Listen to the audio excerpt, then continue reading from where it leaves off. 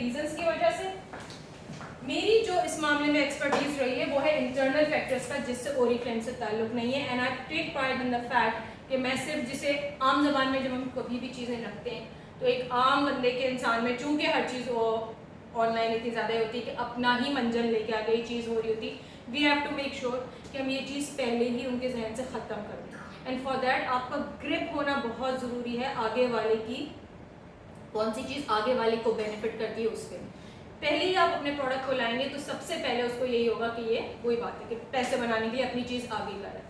आप उसको, आपने सबसे पहले दिल से भी, मैं सिर्फ बाहर नहीं बोल रही, दिल से भी सोचना कि यार आगे वाले का इशू सॉल्व होगा इस प्रोडक्ट के बाद, उसको बाकी में प्रोडक्ट चाहिए या नहीं चाहिए। ओरिफ्लेम की कौन सी प्रोडक्ट है जो हमारे स्टमक में जा सकती है? ज़ीरो। 13 साल से काम कर रहे हैं ओरिफ्लेम, शायद 15 साल से यहाँ पे, लेकिन वेलनेस की नहीं है, तो कोई भी प्रोडक्ट खाने की पीने की नहीं है ओरिफ्लेम की, ठीक है। तो अगर इंसान का इंटरनल फैक्टर है, हमारी प्रोडक्ट्स ज़ीरो असर करेंगे उस पर। इंटरनल फैक्टर्स, इंटरनल इशूज सही होना ज़रूरी है। डॉक्टर्स के पास आप कहेंगे आसान है जाना, लेडीज़ नहीं जाती, वो इंतजार करती हैं 8 बजे बंदा आएगा वो लेके जाएगा। मैंने इतना देखा, हमारे बराबर में भी एक बच्चा रो रहा था, उसकी नहीं लेके जाती थी खातून कि हस्बैंड आएंगे तो लेके जाएंगे, और वो हस्बैंड भी वीकेंड टू वीकेंड आते, तो बच्चा बिल्कुल मरने जैसा हो जाता था, लेकिन वो उस न्यूबॉर्न बेबी को लेके नहीं जाती थी कि अकेले नहीं जा सकती। मैं कैसे जाऊँ अकेले, हालांकि मोहल्ले का डॉक्टर था। Ladies they shy away from going to doctors, you have to understand this thing. आप उनका एक बात सुन लेते हैं, इसी में उनका आधा इशू खत्म हो जाता है, उनका मेंटल स्ट्रेस ज़्यादा होता है जिसकी वजह से भी पिगमेंटेशन होती है। एंड आगे क्या इश्यूज हैं वो बता देते हैं। मेलाज्मा जो स्किन इश्यूज है पहले तो बता देती हूँ, मेलाज्मा बाकी चीज़ों से किस तरह डिफरेंट है। फ्रेकल्स जो होते हैं वो छींटे होते हैं, ठीक है, दूर होते हैं, बहुत गोरी चमड़ी पे, यानी कि आपको ऑस्ट्रेलियन में या अमेरिका की बहुत सख्त सर्दियों में जो होते हैं उनके होते हैं फ्रेकल्स। हमारे यहाँ अमूमन फ्रेकल्स कम होते हैं, हमारे यहाँ अमूमन जो चीज़ होती है वो होती है मेलाज्मा।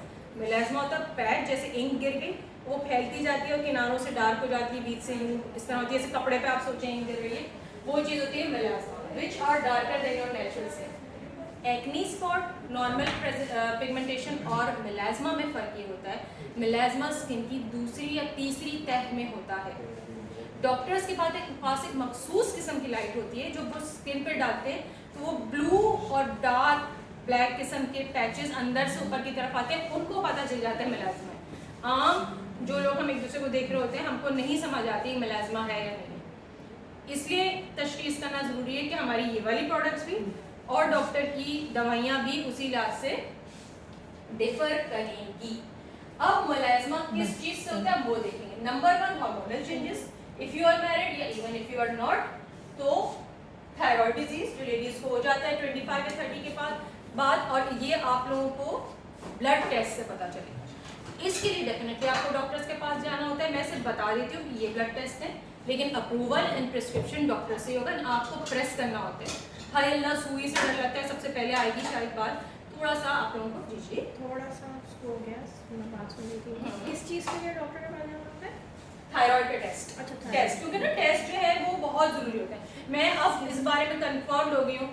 पहले बचपन में सुनते थे कि बाहर में कोई मामू रहने कुछ रहने तो कहते थे कंपनी की तरफ से पूरे साल के बाद एक दफ़ा लाजमी आपके टेस्ट होते हैं, तो हम कहते हैं क्या आप पैसे फेंक रहे हैं, हम तो जब बीमार होंगे तभी जाएंगे। अब पता चल गया कितना ज़रूरी है, क्योंकि आप सब लोगों के पास ऐसे लोग होंगे जिनके अल्लाह माफ़ी दे किसी चीज़ के फाइनल स्टेजेस या जैसे टर्मिनल डिजीजेज होते हैं, कैंसर होता है, ट्यूमर होता है, तो आप कहते हैं अच्छी भली तो थी, जब रिपोर्ट कराने गए ज़रा सा कुछ दर्द उठा तो वो जी 4th स्टेज निकली। इसीलिए क्योंकि वो मुसलसल क्या साल में एक दफ़ा भी अपना कोई भी ब्लड टेस्ट नहीं करवानी थी या करवा रहा था, इस वजह से इशूज होते हैं कि वो एक्सट्रीम में चले जाते हैं और एंड में जो है बहुत बड़ी चीज़ होती है। हमें उससे बचने के लिए ब्लड टेस्ट लाजमी रेकमेंड करने होते हैं। मैं थायराइड का टेस्ट, विटामिन डी का टेस्ट एंड आयरन का टेस्ट, बी जो थोड़ा महंगा होता है, ये टेस्ट लाजमी रेकमेंड करता हूँ। ये 3 टेस्ट अमूमन 2-2.5 हज़ार में आ जाते हैं। विटामिन B12 और विटामिन डी ये बताते खुद शायद 2000 के होते हैं, टोटल समझ लें 5000 के करीब ये टेस्ट होते हैं, साल में एक दफ़ा मैं ज़रूर करवाती हूँ। इनसे मेन पता चलता है कि आपके अंदर क्या डेफिशिएंसी है। आयरन की हो तो ऑब्वियसली उसकी टैबलेट्स आपको डॉक्टर रिकमेंड करता है। थायराइड की फॉर लाइफ होती है, ये बात याद रखिएगा। मैं भी घबरा गई थी जब मुझे रिकमेंड की गई थी, बट वो छोटी सी होती है, बस वो थायराइड ग्लैंड को पुश दे देती है कि आज का काम तुम कर लेना वक्त पे। बाकी एज सच कोई डिजीज़ नहीं रहता अगर उसकी बहुत दूसरी अलामत आपके नहीं है, जो अमूमन नहीं होती। शुरू में सिर्फ पिगमेंटेशन होती है, बाकी जो एक्सट्रीम के अलावा तो और लेडीज को अमूमन नहीं होती है, ये भी अच्छी बात है। पहले आप मेडिसिन ले लें and it's okay to have to go for lifetime. नहीं तो कलौंजी और सीड साइक्लिंग की तरफ भी आप जा सकते हैं। सीड साइक्लिंग क्या होती है आप लोग बाद में पूछ सकते हैं, सेशन लंबा हो जाएगा। अच्छा स्ट्रेस एक ऐसी चीज़ है, अच्छा स्ट्रेस बड़ा मेरा फेवरेट टॉपिक क्योंकि